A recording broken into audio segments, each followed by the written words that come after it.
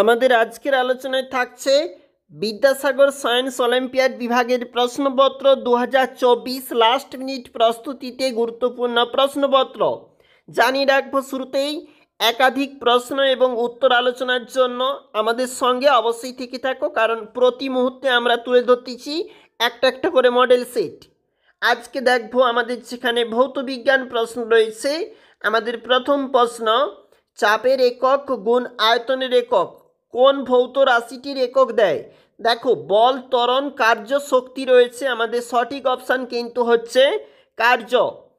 এরপর চলে যাব আমাদের পরের প্রশ্ন, একটি শুষ্ক কোষ টর্চে ব্যবহৃত হলে শক্তির যে রূপান্তর ঘটে।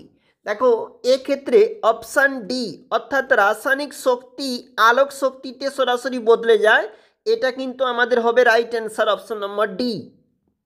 এরপরের যে প্রশ্ন বলেছে, তরলের স্ফুটনাঙ্ক যে বিষয়টির উপর নির্ভর করে তা চিহ্নিত করো।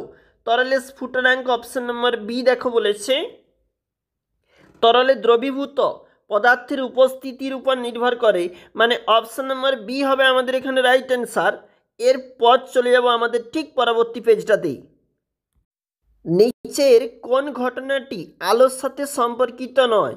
বিচ্ছুরণ, প্রতিফলন, প্রতিসরণ তিনটি আলোর সঙ্গে সম্পর্কিত, কিন্তু পরিচলন তো আলোর সঙ্গে সম্পর্কিত নয়। সুতরাং অপশন নম্বর বি হবে আমাদের এখানে রাইট অ্যান্সার। চলে যাব পরের যে 5 দাগের প্রশ্ন বলেছি, বলের পরিমাণগত পরিমাপের জন্য আমরা যার সাহায্য নিই। সঠিক উত্তর আমাদের যে অপশানগুলো রয়েছে, নিউটনের দ্বিতীয় গতিসূত্র, মানে অপশান নম্বর সি হবে আমাদের এখানে রাইট অ্যান্সার। এরপর চলে যাব 6 দাগের যে প্রশ্ন বলতেছি, দেখো, মরুভূমিতে মরীচিকা তৈরি হওয়ার কারণ কোনটি? 4টা অপশান রয়েছে। আমাদের সঠিক উত্তর হবে অপশান নম্বর বি, মানে হবে আলোর অভ্যন্তরীণ পূর্ণ প্রতিফলন। এটা হবে আমাদের এখানে রাইট অ্যান্সার। চলে যাব আমরা 7 নম্বর দাগের যে প্রশ্নপত্র বলেছে, একটি এক রঙের আলোকরশ্মির মাধ্যম 1 থেকে মাধ্যম 2তে যাচ্ছে চিত্র অনুযায়ী। দেখো, লঘুতে ঘনতে যাচ্ছে, অভিলম্ব দিকে সরে এসছে, এবং ওই রশ্মির জন্য মাধ্যম 1-এর সাপেক্ষে মাধ্যম 2-র প্রতিসরাঙ্ক কীরূপ? আমাদের যে অপশানগুলো এখানে রয়েছে, সঠিক অ্যান্সার হবে অপশান নম্বর ডি, মানে A B by C D. পরের পেজে চলে যাব। এই অঙ্কের ক্ষেত্রে দেখো কি বলা রয়েছে, তুমি 2 কেজি ভরের একটি বইকে হাতে ধরে আছো, যদি অভিকর্ষজ ত্বরণের মান এত হয়ে থাকে, দেওয়া রয়েছে মান, এবং তোমার হাত বইয়ের ওপর কত বল প্রয়োগ করেছে। বলের এখানে এককও দেওয়া রয়েছে, জানিয়ে রাখবো 19.6 নিউটন। N means Newton. দেখো, অবশ্যই আমাদের অপশন নম্বর ডি কিন্তু হবে এটা আমাদের রাইট অ্যান্সার।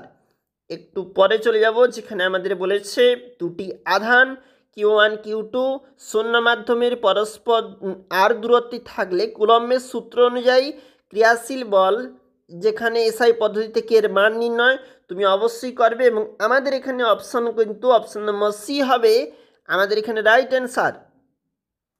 এরপর চলে যাব নেক্সট 10 দাগের প্রশ্ন, দণ্ড চুম্বকের চুম্বকীয় দৈর্ঘ্যের সঙ্গে জ্যামিতিক দৈর্ঘ্যের অনুপাত 0.86। চৌম্বক দৈর্ঘ্য সমান চুম্বকটি জ্যামিতিক দৈর্ঘ্য ইন্টু 0.86, এটা হয়ে থাকে আমরা একটা সূত্রে জানি। এরপর চলে যাব 11 দাগের ঠিক প্রশ্নপত্রটিতে, পিন হোলের সামনে রাখা একটি মোমবাতির শিখার ছাপ একটি পিন হোলের ক্যামেরায় পর্দায় তৈরি হয়। এই সঙ্গে ভুল বিবৃতিটি চিহ্নিত করো।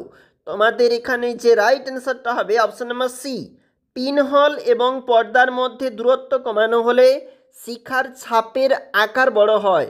এই প্রশ্নটা, মানে এই সি দাগের অপশনটা কিন্তু এই প্রশ্নের জন্য রাইট অ্যান্সার হয়ে থাকবে।